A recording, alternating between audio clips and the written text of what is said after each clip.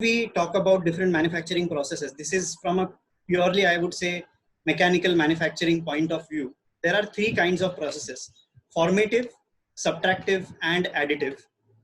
GP had kind of told it, depicted it as formative. Formative was zero process, subtractive was minus process, and additive was addition. So for in formative, typically you don't really have I would say, a lot of informative. There is no wastage as such, so to speak. There is some, but it is more about adding your material to a confined space or in a mold or a die and giving it a shape, or trying to shaping whatever material you have right now.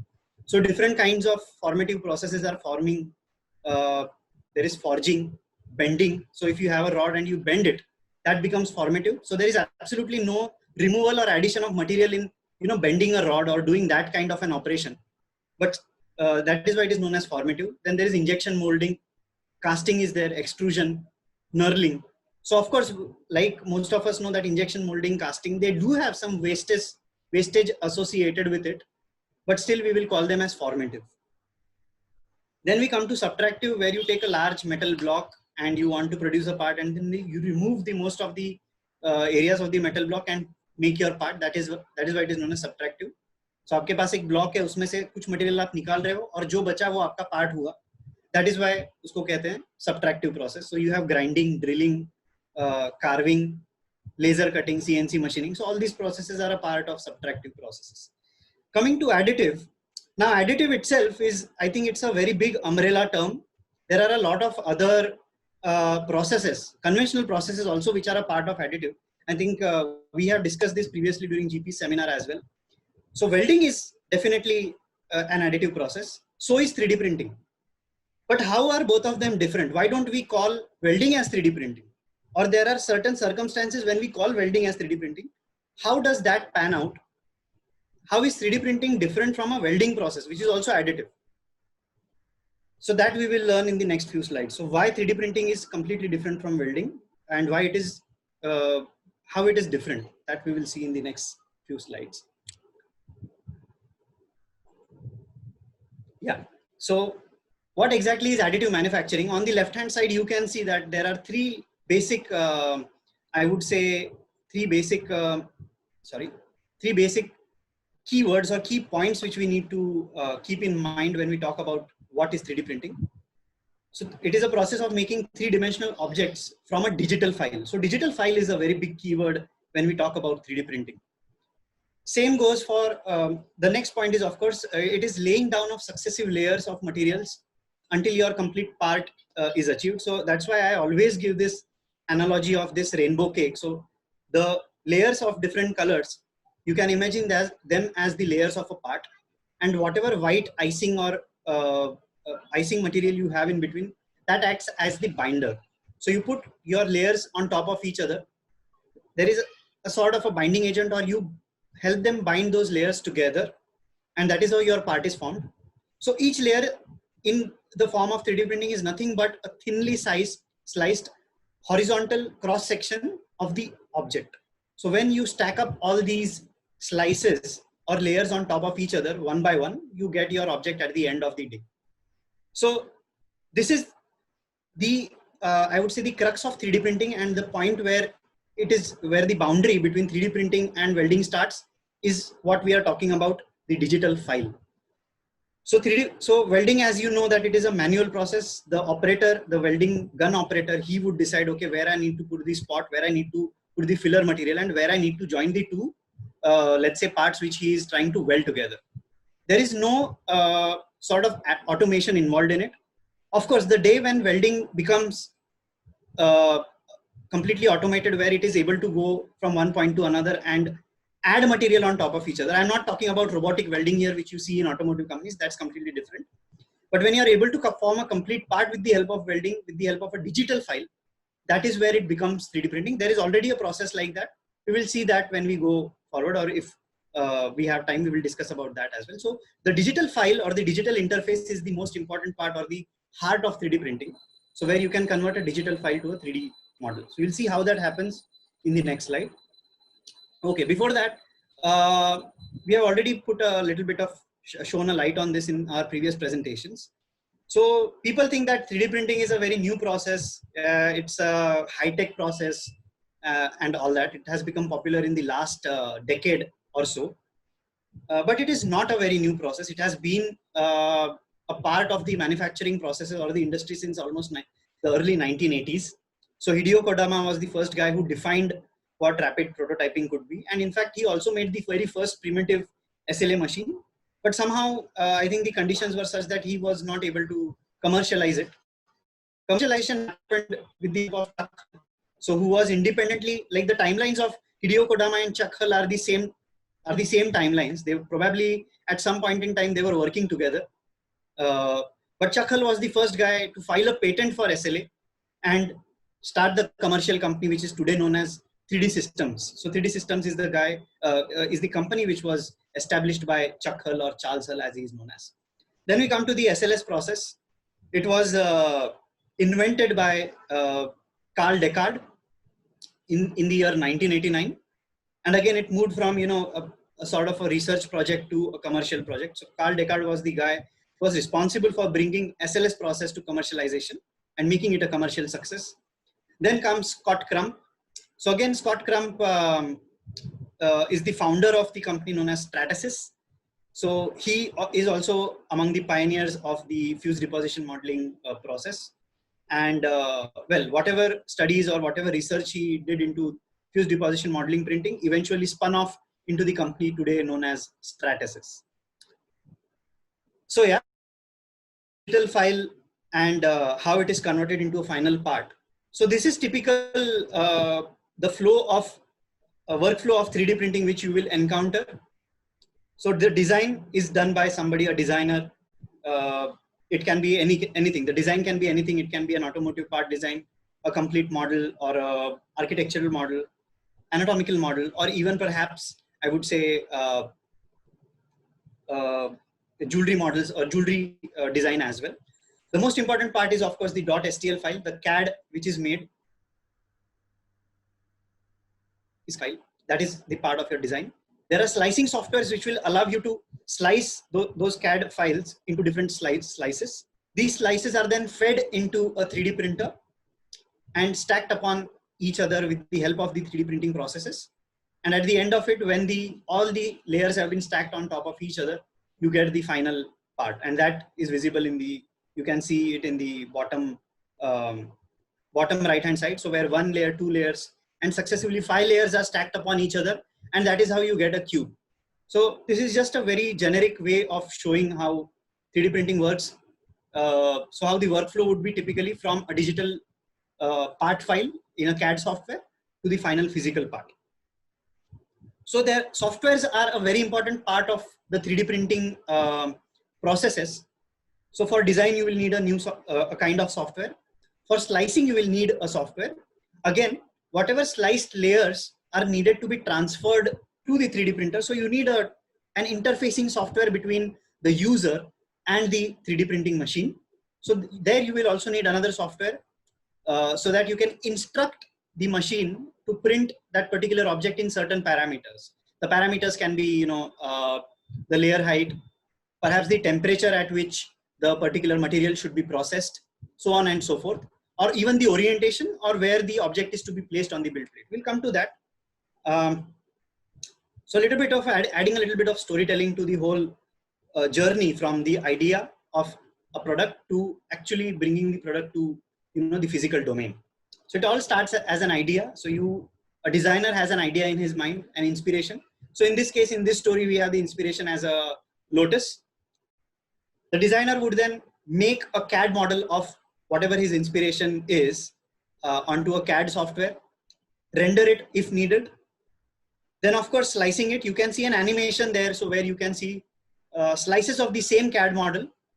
So this particular model had almost 877 layers or slices, so to speak.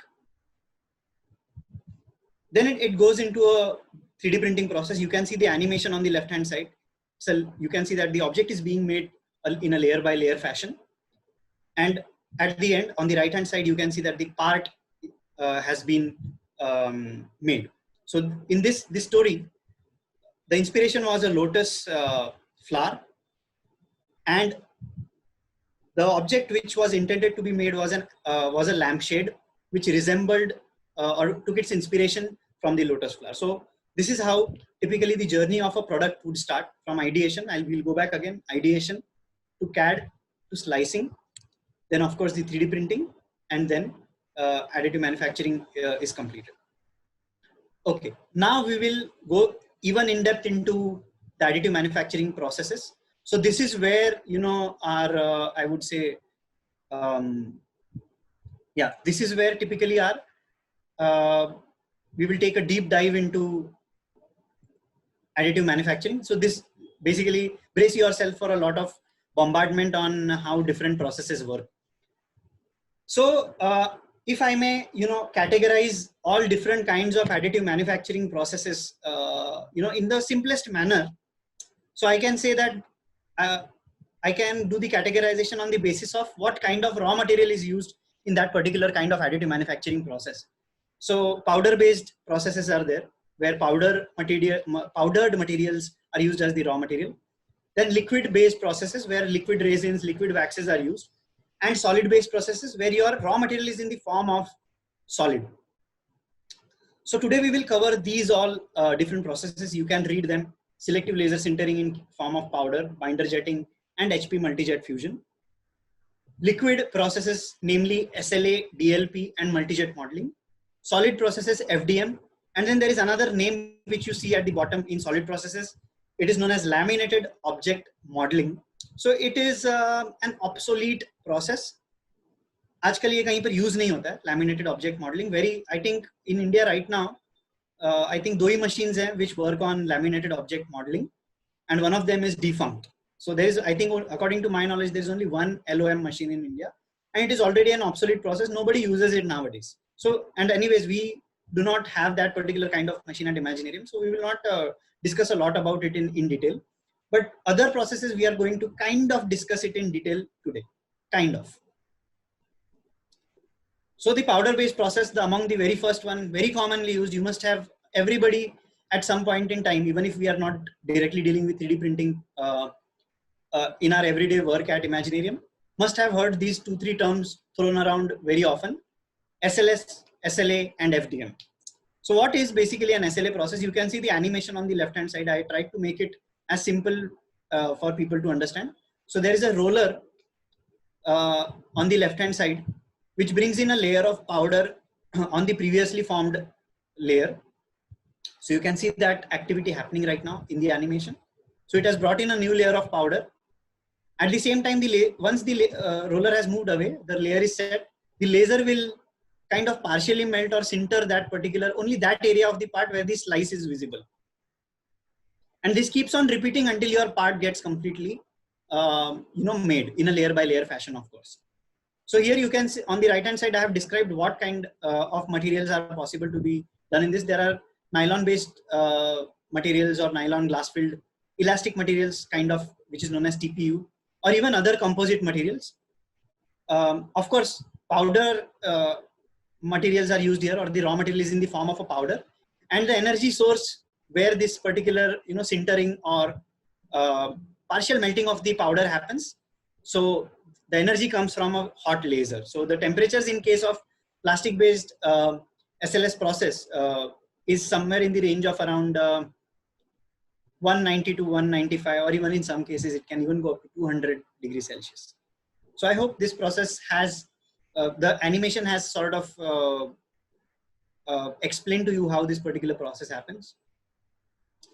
Now moving on to the next kind of powder based process which we have in-house, HPMJF. So here also you will see on the left hand side, there is a roller which has just gone by. Now this whole printing head has moved on the top of it. It kind of puts in different kinds of binding agent droplets onto the layer of powder. New layer of powder comes back again. That is what we are seeing right now. The printing head moves in the X direction and sprays different kinds of binding agents onto the layer of powder. New layer of powder comes over the previous layer.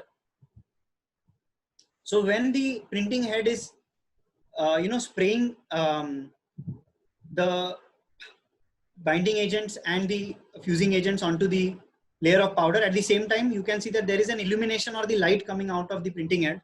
So that is where the actual reaction happens, so that the binding of all the powder particles happens to each other. So here the energy source is, instead of the laser, the energy source are those heating lamps which are there on the printhead and above the on the top. So those are the heating lamps which allow the fusing of the powdered particles to happen in this case. So it is slightly different, as you can see. So it is not just heating, but also adding some binding agents to the powder, so that our powder particles stick to each other and your part can be formed. That is why this process is a slightly different process from SLS. That is why it is known as multi-jet fusion. It is a fusion of binding agent as well as using heat source to bind your powder particles together so that your part is made. That is why we call it a multi-jet fusion process. So these are the machines from different processes which we have in-house.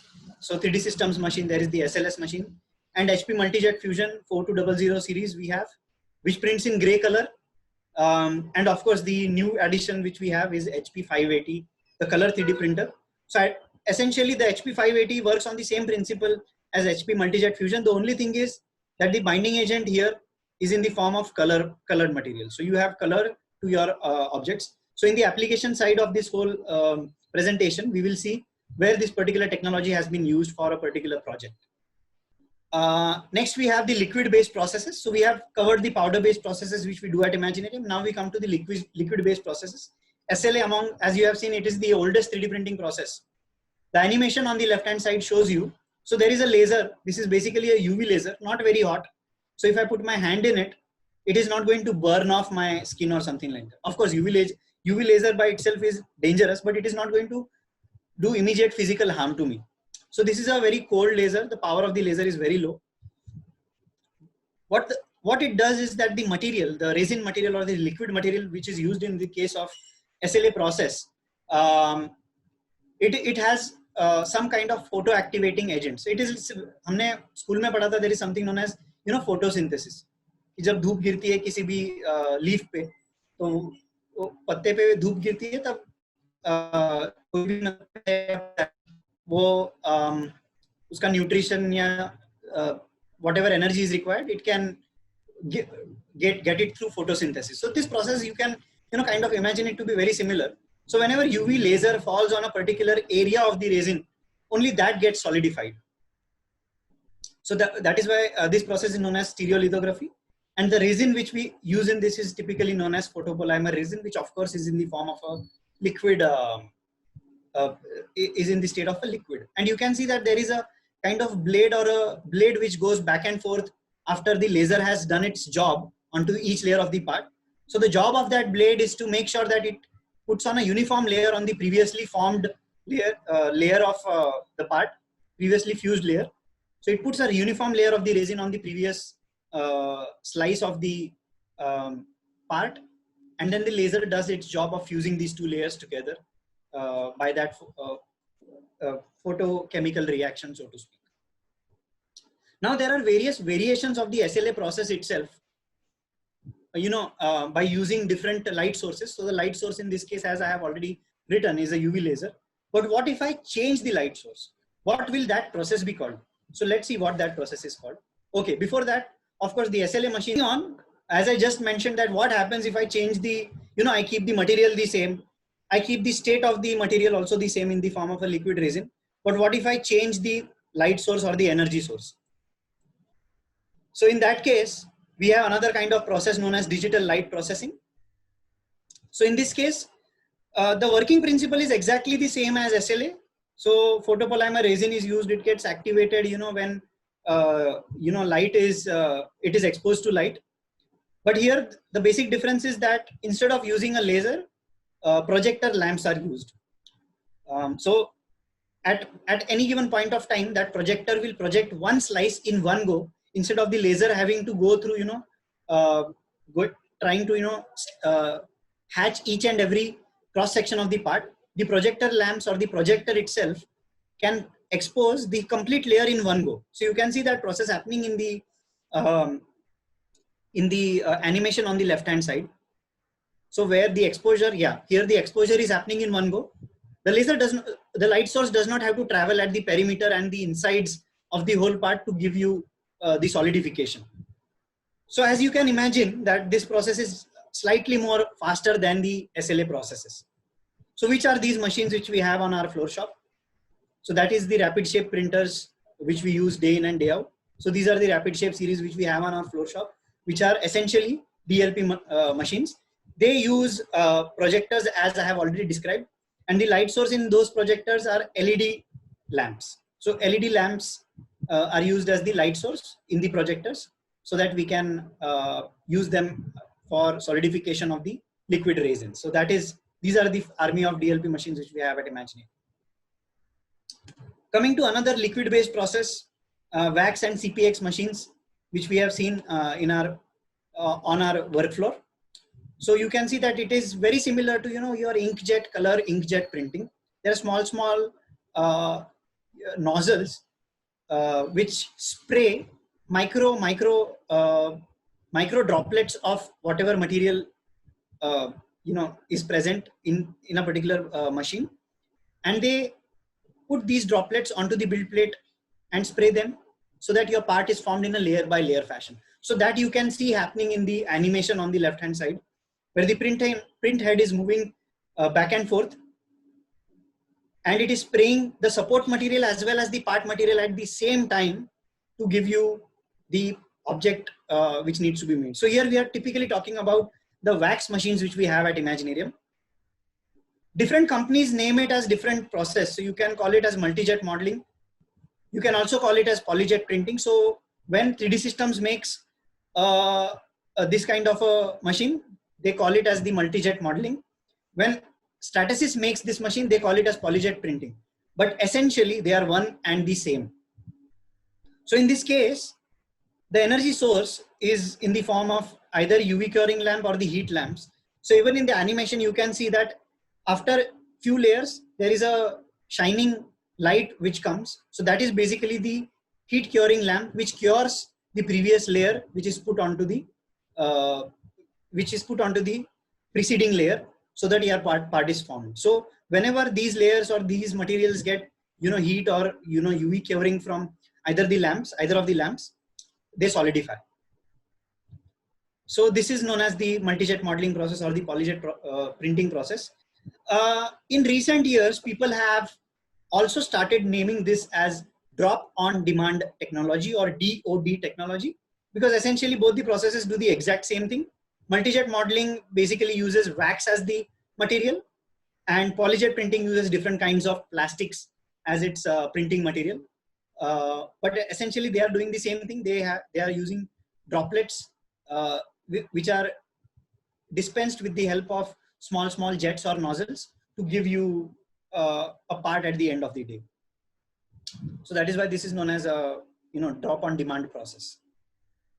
Now these are the machines which we very often use. Projet MJP 3600. Again, both the machines are 3D Systems machines. So we print our wax and other high definition thermoplastic waxes in these two machines at Imaginarium. So you must have seen this. Now coming to, you know, the FDM process, isko bolte hain jalebi or chakli process. That is how I like to describe it. You have a nozzle and it kind of deposits the material on the top of each other with the help of that nozzle. Single nozzle is there, of course, not multi nozzles like what we saw in the previous process. So you can see it is very similar to making jalebi or chakli, but in a 3D form. So you can see that the material is being dispensed in a layer by layer fashion. First it is printing the perimeter, then the insides. And here you can see that the whole process has been accelerated to show you how it is happening. So I think the best way, as I already mentioned 2 times before previously, best way to mention this is making chaklis or jalebis in 3D. So fused deposition modeling. So it is typically the material used in this is in the form of, you know, wire form or wired filaments of plastic. It can be any kind of plastic, ABS or PLA or different kinds of plastics, but it is in the form of a wire. that wire is melted by this nozzle. So the nozzle is of course heated. So whatever kind of plastic we are using, so for example, if it's a PLA plastic, then we will keep the temperature of the nozzle at around 210 degrees Celsius. If it is ABS, we will keep it at around 240 degrees Celsius. And then that melted plastic will be deposited in a layer by layer fashion. The energy source is of course the heat which is there in the hot nozzle machines. So I think that was about, technology, speaking about technology and all the different kinds of powder based, liquid based and solid based machines which we have at Imaginarium.